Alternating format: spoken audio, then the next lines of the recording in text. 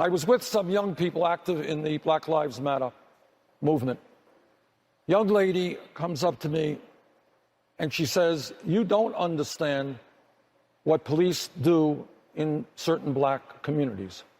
You don't understand the degree to which we are terrorized." And I'm not just talking about the horrible shootings that we have seen, which have got to end, and we've got to hold police officers accountable.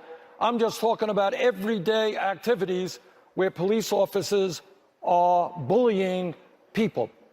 So to answer your question, I would say, and I think it's similar to what the secretary said, when you're white, you don't know what it's like to be living in a ghetto.